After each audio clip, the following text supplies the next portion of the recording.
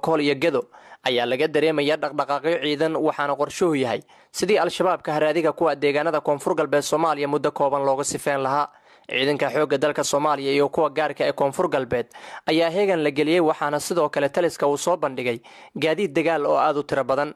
waxaana ciidanka ay u muuqdeen kuwa si aad ugu diyaar garoobay la dagaalanka maleeshiyaadka al-shabaab iyadoo la fulinayo awaamirtii ka soo baxday madaxda qaranka gaar ahaan madaxweynaha jamhuuriyadda Soomaaliya ku aadanaa in dalku uu galayo dagaal ayaa waxaa deegaanada koonfur galbeed Soomaaliya dhammaantood laga dareemaya dhaqdhaqaaqyadaasi ciidan howlgal si aad loo qorsheeyay ayaa ciidanka waxay ku qaadeen deegaan lagu magacaabo Ideeda u dheero oo u dhaxeeya deegaanka Awdiinle iyo Bardaale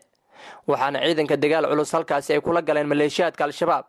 waxaana halkaasi 10 lama ilaawaana looga dhigay maleeshiyaadkii go'doomiyay wadada isku xirta Awdiinle iyo Bardaale ciidanka waxaa goobta ay ku dileen qaar ka mid ah maleeshiyaadkii go'doomiyay wadada waxaana ay ka soo furteen hub culus oo ay ka mid yihiin wariyaasha loo yaqaano BKMK iyo sidoo kale AK47 taliska qaybta 6aad ee ciidanka xoogga dalka Soomaaliyeed ee maanta aan booqday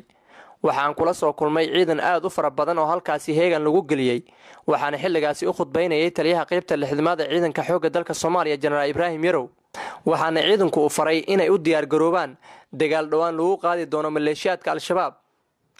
si bulshada Soomaaliyeed looga qaado culeysyada faraha badan ay ku hayaan maleeshiyaadka al-shabaab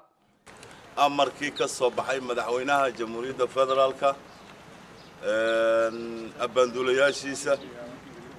taliyaha xoogga madaxweynaha dawladda koonfur galbeed